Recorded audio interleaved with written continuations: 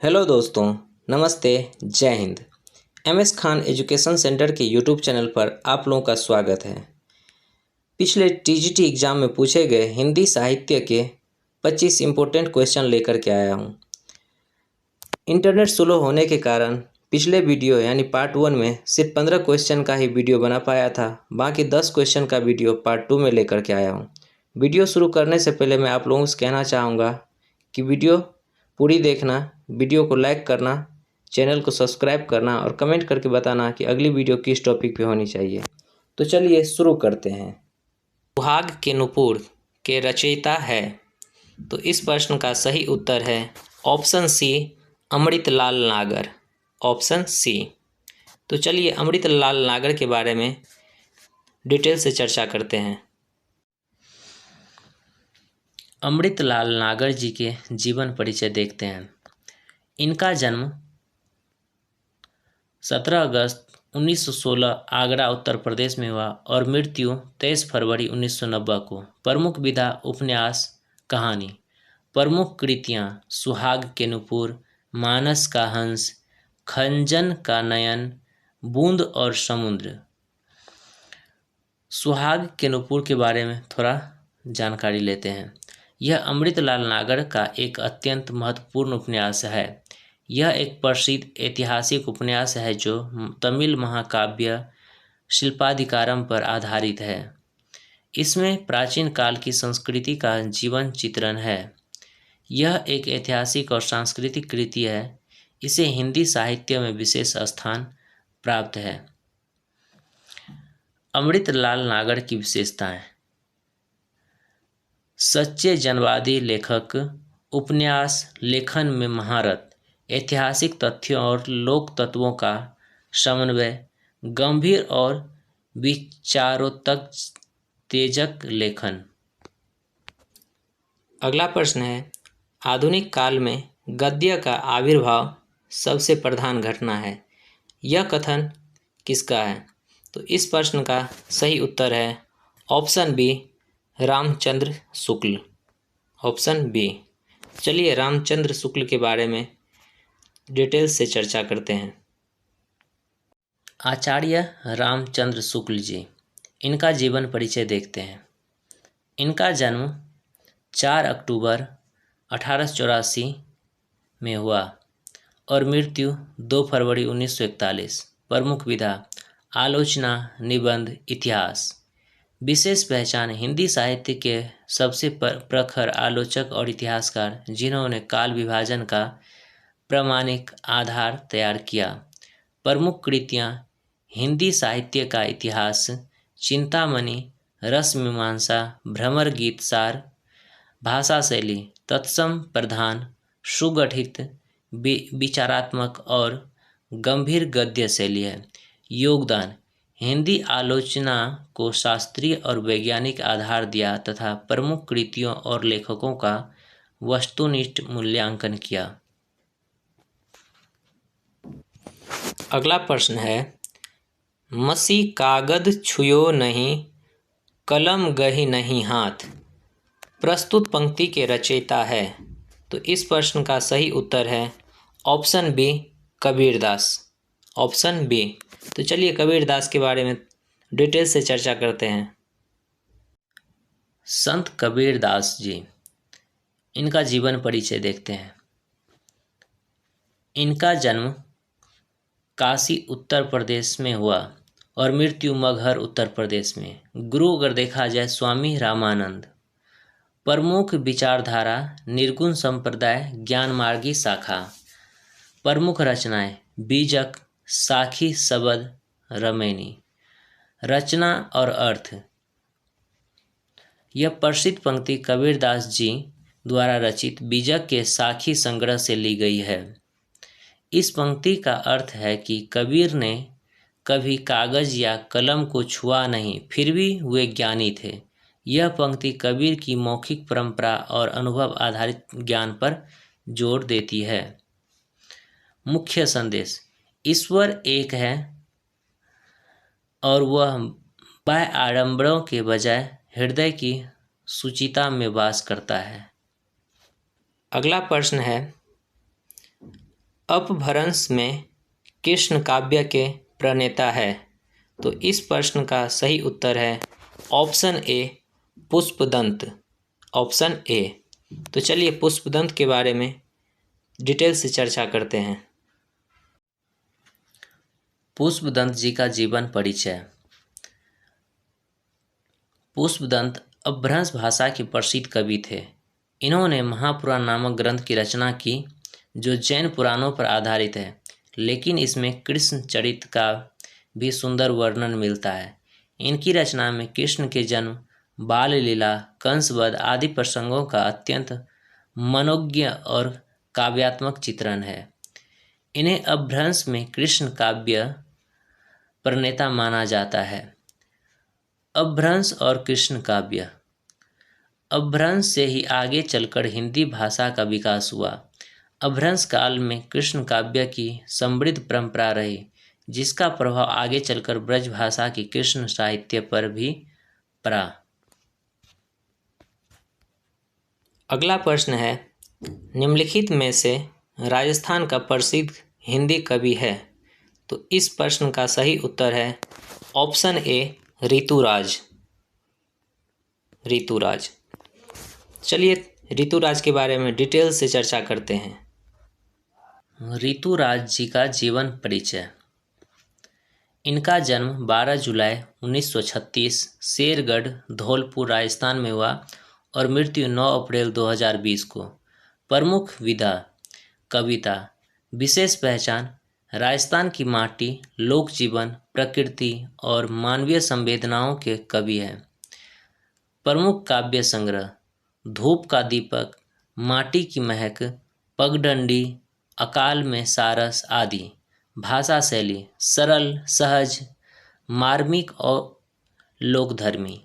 योगदान राजस्थान की संस्कृति, लोक परंपरा और जनजीवन को हिंदी कविता में विशेष स्थान दिलाया।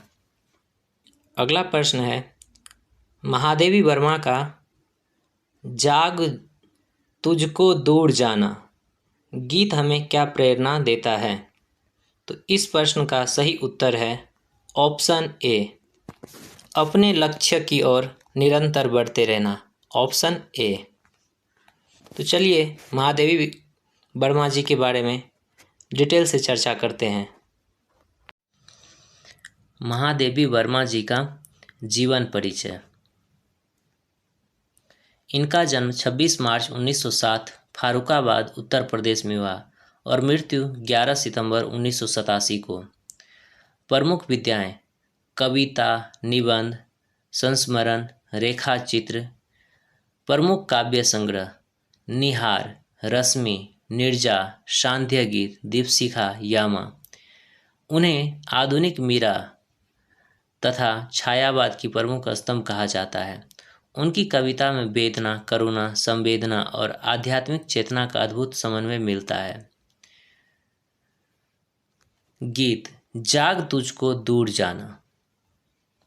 यह गीत हमें आलस्य त्याग कर अपने लक्ष्य की ओर निरंतर आगे बढ़ने, कठिनाइयों में न घबराने और जीवन पथ पर दृढ़ संकल्प के साथ चलने की प्रेरणा देता है। अगला प्रश्न है, निम्नलिखित में से एक लोकोक्ति है? तो इस प्रश्न का सही उत्तर है ऑप्शन डी, कंगाली में आटा गीला। Option D. चलिए थोड़ा लोकोक्ति और मुहावरे के बारे में चर्चा करते हैं। तो आइए थोड़ा लोकोक्ति क्या है इसके बारे में देखते हैं। लोकोक्ति लोक जीवन के अनुभवों से बनी वह सूक्ति होती है जो कम शब्दों में गहरा अर्थ व्यक्त करती है और समाज में प्रचलित है। कंगाली में आटा गीला करने का अर्थ है जब किसी के पास पहले से ही बहुत कम हो और वह उसे भी ठीक से संभाल न पाए या व्यर्थ कर दे, तो ऐसी स्थिति के लिए यह लोकोक्ति कही जाती है।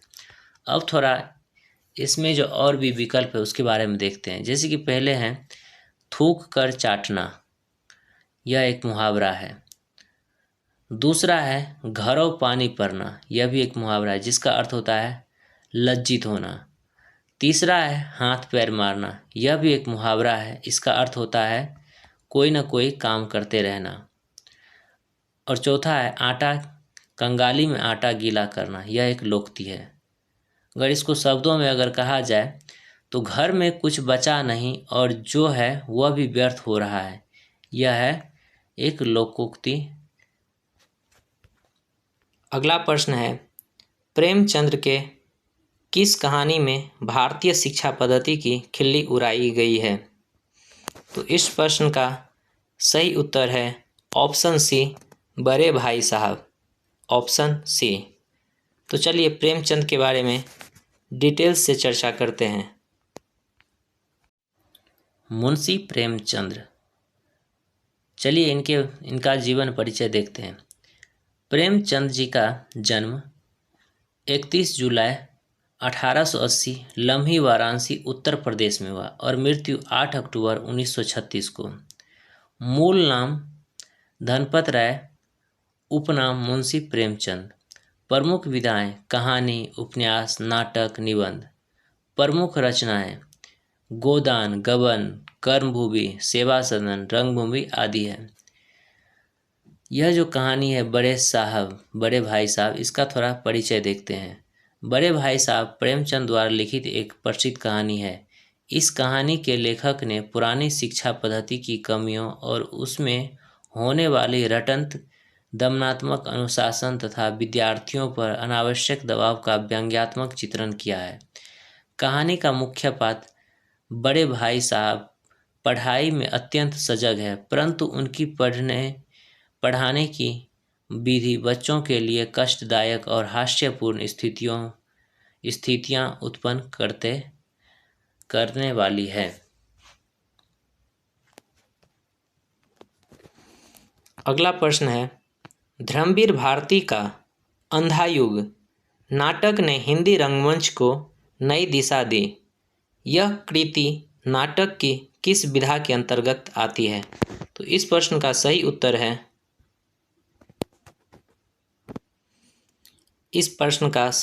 है ऑप्शन बी, काव्य नाटक, ऑप्शन बी। तो चलिए धर्मवीर भारती के बारे में डिटेल से चर्चा करते हैं। धर्मवीर भारती जी का जीवन परिचय। इनका जन्म 25 दिसंबर 1926 इलाहाबाद उत्तर प्रदेश में हुआ और मृत्यु 17 सितंबर 1997 को। विधा कवि, नाटककार, उपन्यासकार, निबंधकार, पत्रकार है। प्रमुख कृतियाँ अंधा युग नाटक, कुरुक्षेत्र काव्य, गुनाहों का देवता उपन्यास, सूर्य का स्वागत काव्य संग्रह, 7 गीत वर्ष काव्य संग्रह आदि है। यह जो नाटक है अंधा युग, चलिए इनके बारे में थोड़ा जानते हैं। यह नाटक महाभारत युद्ध की पृष्ठभूमि पर आधारित है। यह युद्ध के बाद के अंधकारमय काल की कहानी है, जिसमें मानवता, नैतिकता और मूल्यों का पालन दिखाया गया है। शीर्षक अंधा युग प्रतीक है उस युग का जहां अंधकार, हिंसा, स्वार्थ और विनाश छाया हुआ है। इस नाटक में हिंदी रंगमंच की आधुनिक दृष्टि, गहराई और गंभीर विषय वस्तु प्रदान किए। यह नाटक मिथक के माध्यम से समकालीन समाज और मनुष्य की विडंबनाओं पर प्रहार करता है। इस नाटक का मंचन भारत सहित अनेक देशों में सराहा गया। यह कृति ज्ञानपीठ सम्मान 1972 में पुरस्कृत हुई। आधुनिक काल को गद्य काल किसने कहा? तो इस प्रश्न का सही उत्तर है ऑप्शन ए, आचार्य शुक्ल, यानी ऑप्शन ए। तो चलिए आचार्य शुक्ल के बारे में थोड़ा डिटेल से चर्चा करते हैं। आचार्य रामचंद्र शुक्ल जी, थोड़ा इनका जीवन परिचय देखते हैं। जन्म 4 अक्टूबर 1884 बस्ती उत्तर प्रदेश में हुआ और मृत्यु 2 फरवरी 1941 वाराणसी उत्तर प्रदेश में। पिता पंडित चंद्रबली शुक्ल। शिक्षा इन्होंने स्वाध्याय द्वारा ही उच्च ज्ञान प्राप्त किया।